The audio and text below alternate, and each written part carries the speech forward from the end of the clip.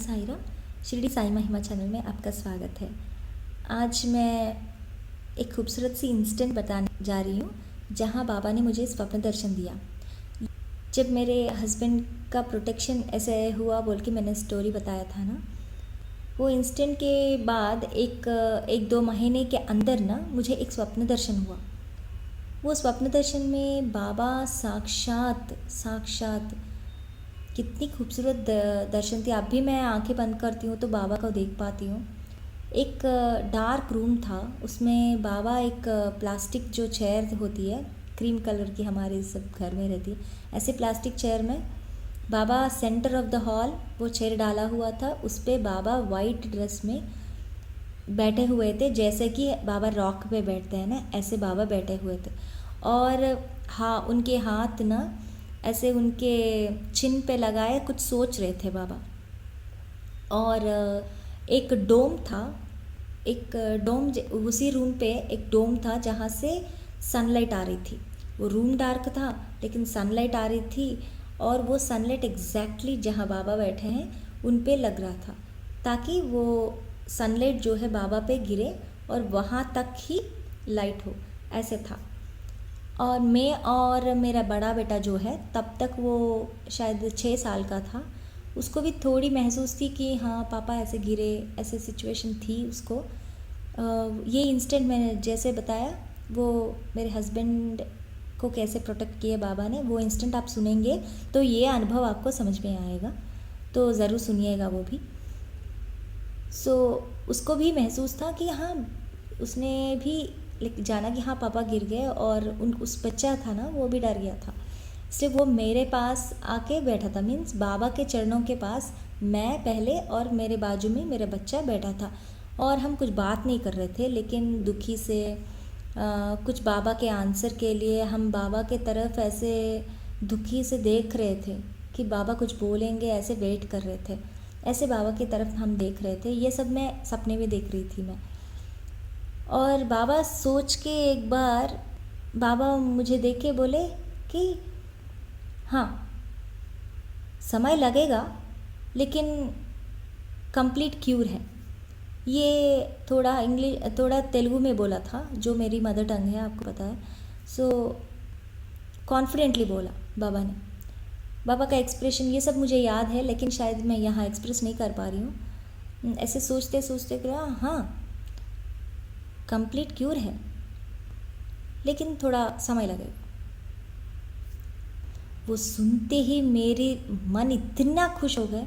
जो प्रश्न हम पूछ नहीं पा रहे थे बाबा को, जहाँ हमें क्लू भी नहीं है बाबा को क्या पूछना है, क्या करना है, कुछ भी नहीं था।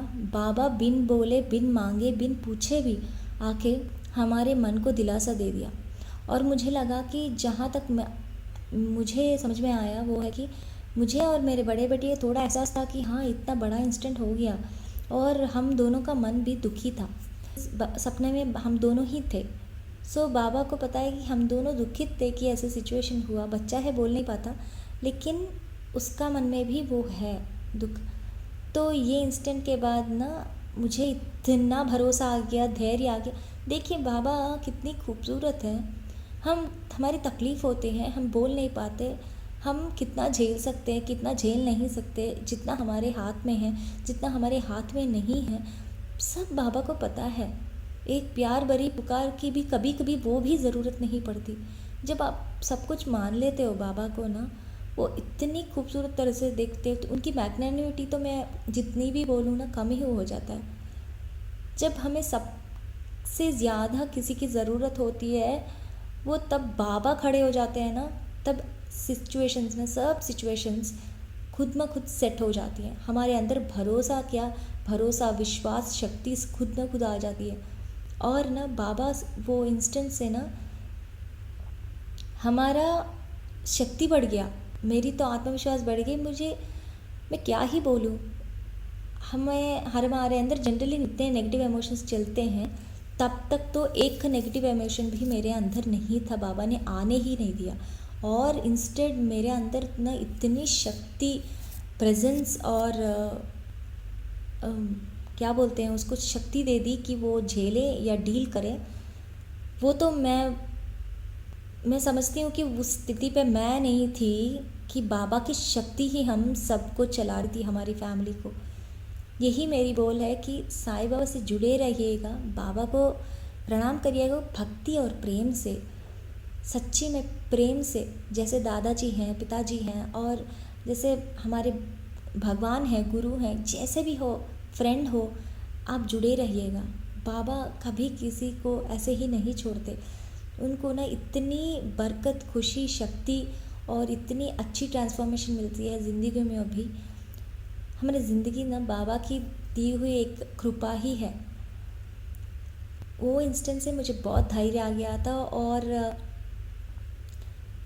हम अगर इतना झेल पाए तो शायद साई की शक्ति है हमारी, वही हमें चलाई। और वो सपना, मैं बाबा को बहुत थैंक यू बोलती हूँ सपने के लिए। बिन मांगे जो मैं पूछ नहीं पा रही थी, उसका भी बाबा ने पहले से ही समाधान कर दिया था मेरे मन को। इसलिए शायद मैं इतनी स्ट्रॉन्ग रह पाई। इसलिए बाबा से जुड़े रहिएगा, बाबा को बहुत प्रेम करिएगा, और बाबा की हर बात मानिएगा। बस अगर आपको लगता है बाबा ने कुछ हिंट दिया, सजेशन दिया, वो अच्छे के लिए, आपको ज़रूर फॉलो करिएगा। बाबा की बात ना 100% शक्ति होती है। बस बाबा के होते हुए हमें किसी बात के लिए डरना नहीं चाहिए और दुखी भी नहीं होना चाहिए, क्योंकि जो भी हो ना, साईं देख लेंगे।